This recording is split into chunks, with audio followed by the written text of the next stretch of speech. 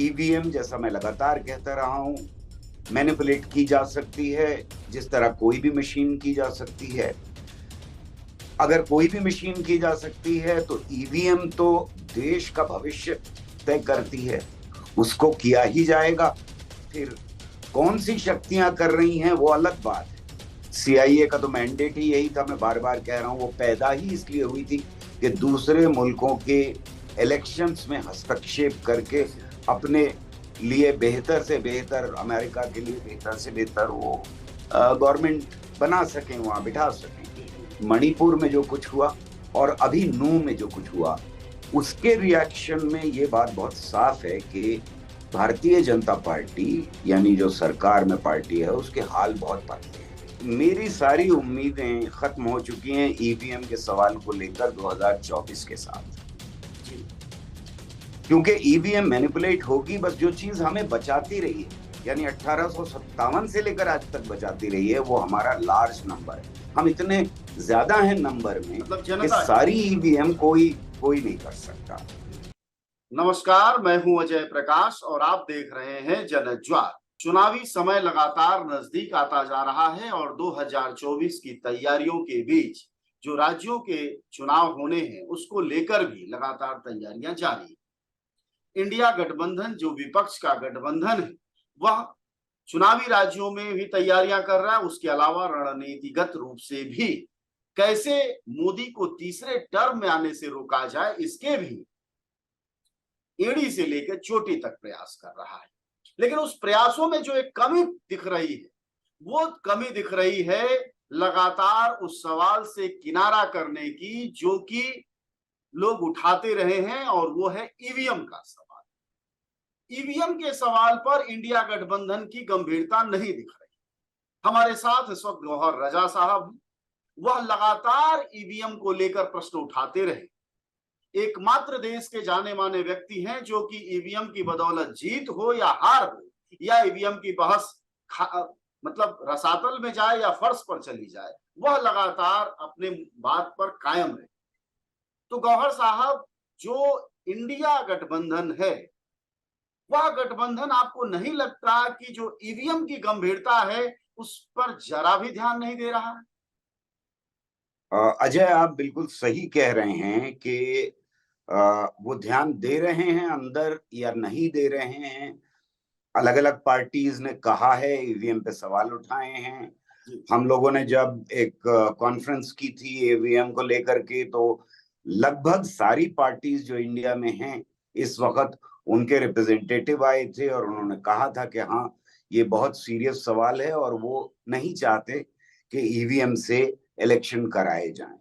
उसके बावजूद जो पब्लिक में डिबेट होनी चाहिए या जो शक और शुबे की बातचीत होनी चाहिए, वो नहीं होती हुई दिखाई दे रही है। मैं ये समझता हूं कि ईवीएम, जैसा मैं लगातार कहता रहा हूं, मैनिपुलेट की जा सकती है जिस तरह कोई भी मशीन की जा सकती है। अगर कोई भी मशीन की जा सकती है तो ईवीएम तो देश का भविष्य तय करती है, उसको किया ही जाएगा। फिर कौन सी शक्तियां कर रही हैं वो अलग बात है, कौन सी शक्तियां कर सकती हैं वो अलग बात है। ये दोनों सवाल बहुत अहम हैं। लेकिन कोई ना कोई शक्ति जो जिसके पास अवेलेबल हो टेक्नोलॉजी, जो सही तरह से इंजीनियर्स का, आर्टिफिशियल इंटेलिजेंस का प्लस कंप्यूटर टेक्नोलॉजी का इस्तेमाल जानते हो, वो करने की कोशिश तो करेंगे ही। इतना बड़ा मुल्क है, दुनिया का आज सबसे बड़ा मुल्क है, चीन को भी हमने पीछे छोड़ दिया। इस मुल्क को की डेमोक्रेसी को कंट्रोल करने में लगातार शक्तियां अंदरूनी और बाहरी दोनों कंट्रोल करने की कोशिश तो करेंगी। बड़ा खतरा यह है कि बाहर की शक्तियां कंट्रोल करें इसे। सीआईए का तो मैंडेट ही यही था, मैं बार बार कह रहा हूं, वो पैदा ही इसलिए हुई थी कि दूसरे मुल्कों के इलेक्शंस में हस्तक्षेप करके अपने लिए बेहतर से बेहतर, अमेरिका के लिए बेहतर से बेहतर वो गवर्नमेंट बना सकें, वहां बिठा सकें। तो ये सवाल गंभीर सवाल है। अब जो हालात दिखाई दे रहे हैं आवाम के बीच में, जो जनता के बीच में इस वक्त माहौल पैदा हो रहा है, खास तौर से हम अगर देखें तो सीए मूवमेंट, उसके बाद किसान मूवमेंट, उसके बाद जो कुछ हुआ पहलवानों का नॉर्थ ईस्ट में, आंदोलन है जी, नॉर्थ ईस्ट। मणिपुर में लड़कों का, बच्चों का, नौजवानों का आंदोलन है, मणिपुर में जो कुछ हुआ, और अभी नू में जो कुछ हुआ, उसके रिएक्शन में ये बात बहुत साफ है कि भारतीय जनता पार्टी यानी जो सरकार में पार्टी है उसके हाल बहुत पतले हैं। दूसरी बात जिस पे नजर डालने की जरूरत है, जो सब जानते हैं, कि वो सेचुरेशन लिमिट पे है। हमें ये दिखाई दे रहा है कि यूपी में नहीं बढ़ सकते, जितने हैं अगर उतने भी आए तो घटने की उम्मीद हो सकती है, बढ़ने की कोई उम्मीद नहीं। राजस्थान में कोई भी आप प्रदेश ले लीजिए, राजस्थान हो, मध्य प्रदेश हो, बिहार हो, बड़े बड़े तमिलनाडु हो, बंगाल चले जाइए, गुजरात चले जाइए, यहाँ सब जगह सेचुरेशन है। यहाँ कम हो सकते, बढ़ नहीं सकते। सीट्स के बढ़ने का सवाल पैदा नहीं होता, सेचुरेशन है। दिल्ली के 7 की 7 सीट है उनके पास, और क्या बढ़ेगा। तो उन्हें भी पता है इस बात का कि अगले इलेक्शन में जनता का गुस्सा एक तरफ और दूसरी तरफ बढ़ने की नाउम्मीदी यानी घटने की उम्मीद कहीं ज्यादा होने पर उनके लिए ये जिंदगी और मौत का सवाल है। तो वो जब चीजें हर बार इतनी इस्तेमाल गंभीर है, इतनी गंभीरता है जो आप बता ही रहे हैं, और जाहिर तौर पर 10 साल के रिजिम के बाद ये स्थितियां आती हैं किसी भी सरकार के लिए, कोई आश्चर्य नहीं। तो फिर वह हथियार जो ईवीएम का है उसको लेकर बोलने में क्यों बच रही हैं पार्टियां? क्या उसमें कोई ऐसी क्लू है जिसकी वजह से वो चुप रह रही है? उनको लग रहा है ये मैं सवाल उस पर उठाएंगे तो आता कल हूं, लेकिन उससे पहले एक चीज पे और नजर डाल ले हम कि अशोका यूनिवर्सिटी का एक प्रोफेसर एक पेपर लिखता है और उसमें वो ये साबित कर देता है कि मैनिपुलेशन हुआ है। तो अगर मैनिपुलेशन हुआ है तो 2-3 लेवल्स के ऊपर हमें दिखाई दे रहा है। वो उसमें एक आर्गुमेंट ये है कि जहां मुसलमानों के वोट हैं ज्यादा, वहां पर बीजेपी को ज्यादा वोट मिलना जो है ये राजनीतिक समझ के खिलाफ है। वो किसी पे उंगली नहीं उठा रहे, लेकिन ये बता रहे हैं कि ये राजनीतिक समझ के खिलाफ है। जिन जगहों पर मार्जिन कम थे वहां ज्यादा उनके फेवर में गया है, और कोई रैंडमली कौन जीता कौन हारा नहीं हुआ है। मतलब रैंडमली का मतलब ये होता है कि अगर 50 लोग 100 लोग खड़े हुए और वो 2 पार्टीज के हैं तो रैंडम अगर है पूरा मामला तो 50 इनके जीतेंगे, 50 उनके जीतेंगे, 1-2 इधर उधर हो सकता है। लेकिन जहां मार्जिन कम थे वहां ज्यादातर बीजेपी जीती है। तो वो कह रहे हैं कि प्रेशर की वजह से हो सकता है, गलत डिक्लेयर किए गए रिजल्ट उसकी वजह से हो सकता है, और एक वजह ईवीएम भी हो सकती है उसके अंदर। उसको निकलना पड़ा, उसको रिजाइन करके जाना पड़ा, ट्रोल आर्मी पीछे पड़ गई। तो बर्दाश्त ही नहीं है इस वक्त के कोई उंगली उठाए। अब सवाल ये है कि ऑपोजिशन पार्टी क्यों ये सवाल नहीं उठा रही लगातार। मैं ये चाहता हूं कि वो उठाएं। मैं एज साइंटिस्ट ये चाहता हूं कि ये सवाल लगातार उठाया जाना चाहिए, क्योंकि ये हमारी मुल्क के हर शहरी की किस्मत से जुड़ा हुआ सवाल है। मैं जितनी जगह गया हूं, गरीब से गरीब आदमी गांव पिछड़े इलाकों में या फिर शहरों में या फिर खुद बीजेपी के सपोर्टर और भक्त लोग, आरएसएस के सपोर्टर, उन्हें भी यकीन नहीं है। बस इतना ही फर्क है कि आम आदमी इससे परेशान है क्योंकि उसे यकीन नहीं है उसका वोट चोरी हो रहा है, और भक्त इससे खुश हैं कि हाँ चोरी करके सरकार तो बना ली। भक्तों में इसकी खुशी है कि चलिए साहब बहुत बढ़िया लोग हैं हमारे, तो टेक्नोलॉजिस्ट कमाल के हैं, हम मैनिपुलेट करके सरकार बना लेते हैं और सरकार बनी रहनी चाहिए। अब आता है सवाल ऑपोजिशन का।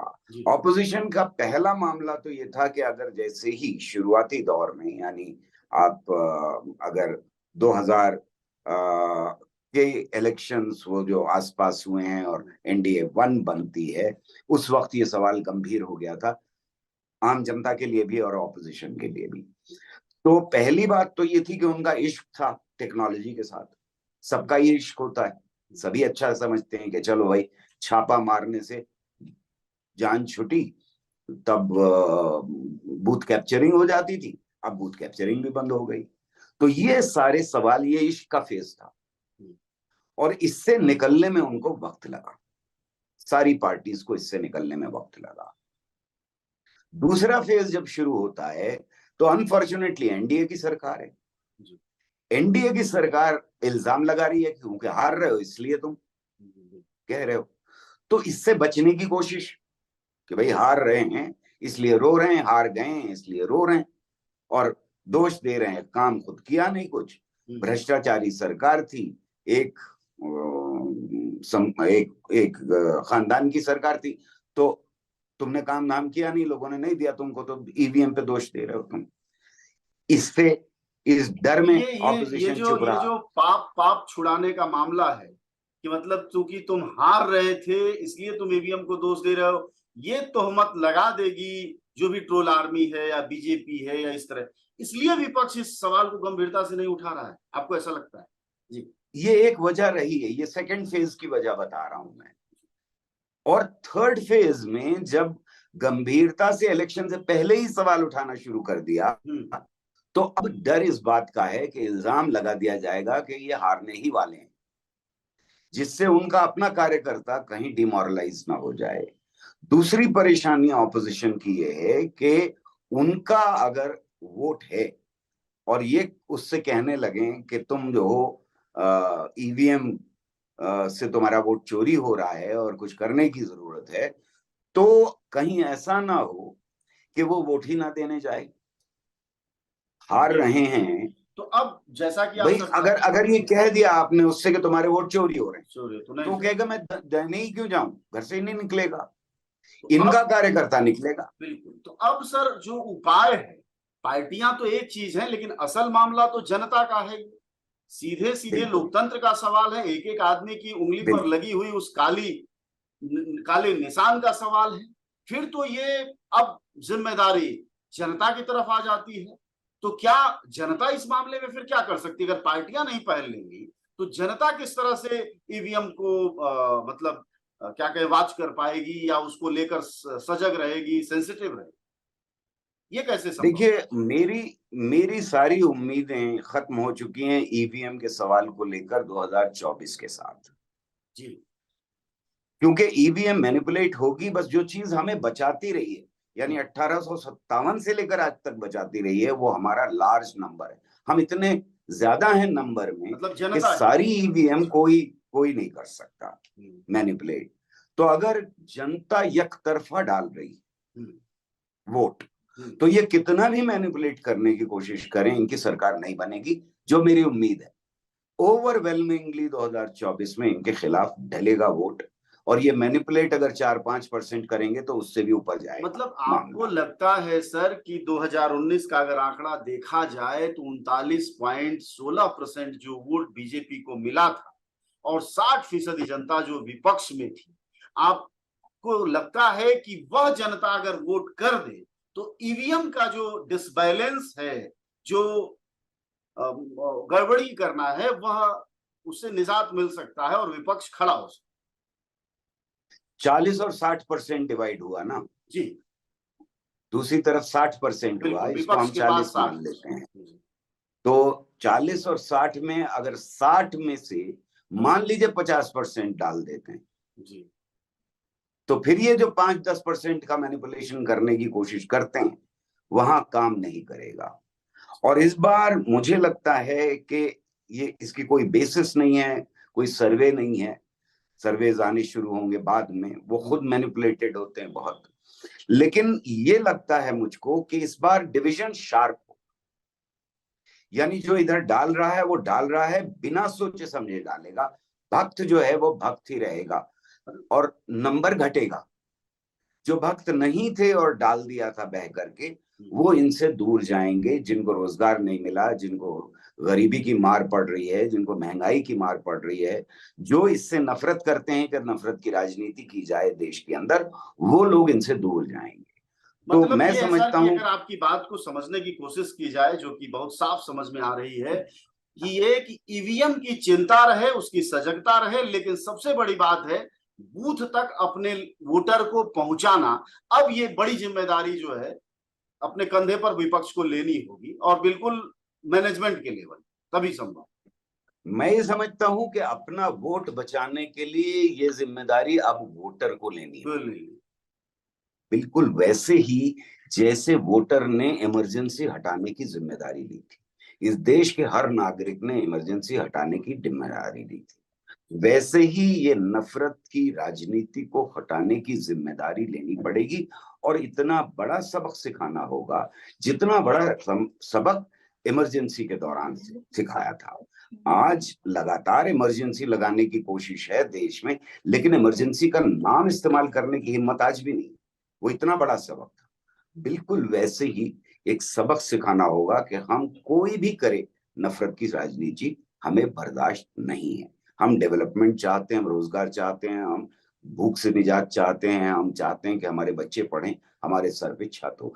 ये सबक सिखाना होगा जनता को। दूसरी बात जो आप कह रहे थे वो भी बहुत इंपॉर्टेंट है कि ये तो जनता की जिम्मेदारी। सवाल ये है कि अब राजनीतिक पार्टियों की क्या जिम्मेदारी है। राजनीतिक डर के बैठ जाएं, चुप हो जाएं, कहना बंद कर दें कि ईवीएम से कंट्रोल हो रहा है इलेक्शन, तो फिर तो हारे हुए हैं।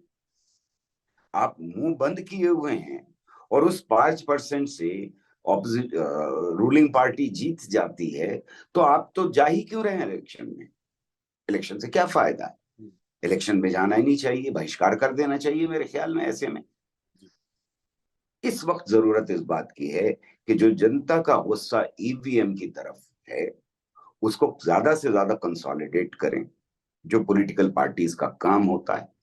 जनता की जो शक है, जो ट्रस्ट खत्म हुआ है अवाम का ईवीएम के अंदर, उसको आवाज देना पॉलिटिकल पार्टीज का काम है। और इस काम को 2024 से पहले उन्हें शुरू करना चाहिए, क्योंकि ऐसे नहीं तो वैसे हार हो। मैं ही समझता हूं कि इस वक्त सबसे बेहतर हालात हैं इस सवाल को भी उठाने के और बाकी सारे मुद्दों को भी उठाने के, कि हमें ये सबवर्जन मंजूर नहीं है। अजय, मैं एक बात बार बार कह रहा हूं कि हमारे कॉन्स्टिट्यूशन ने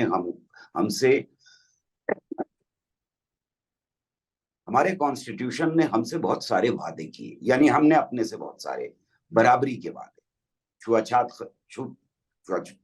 खत्म होगी देश के अंदर, हर बच्चा पढ़ सकता है, वो बराबरी मिलेगी। हर नौजवान को रोजगार मिलेगा, वो बराबरी मिलेगी। औरत और मर्द की बराबरी मिलेगी, वगैरह वगैरह। हमें सिर्फ एक बराबरी मिली और वो वोट की बराबरी थी। हम में से हर एक को ये समझना होगा कि ये बराबरी छीनने की कोशिश है जब कोई आपका वोट चोरी करता है। तो कम से कम इस बराबरी को बचा के रखिए, सेंध के रखिए। ये फैशिस्ट आपसे ये बराबरी छीनना चाहते हैं। शुक्रिया आपका बातचीत के लिए। हमारे साथ बातचीत कर रहे थे इस गंभीर मुद्दे पर गौहर रजा साहब, जो लगातार ईवीएम को लेकर सवाल उठाते, लेकिन उनका यह कहना है कि पार्टियां लगातार चुप हैं इस मसले पर। उसका भी कारण उन्होंने बताया, और सबसे बड़ी बात की जनता की अब जिम्मेदारी है कि अब अपने वोट को बचाए, अपने अस्तित्व को बचाए, और सबसे बड़ी बात संवैधानिक मूल्यों के साथ लोकतंत्र को बचाए। 2024 सामने है और ईवीएम हमारे आपके लगातार सवाल उठते रहे हैं, जनता के बीच से सवाल उठते रहे हैं कि साहब इस बस्ती में, इस इलाके में, इस बूथ में एक वोट नहीं है बीजेपी का, फिर भी वोट पड़ा है। तो इस रहस्य पर पर्दा तभी उठेगा जब बूथ पर जनता होगी जो अपने वोट के साथ सजग रूप से खड़ी रहे। धन्यवाद आपका बातचीत के लिए। शुक्रिया।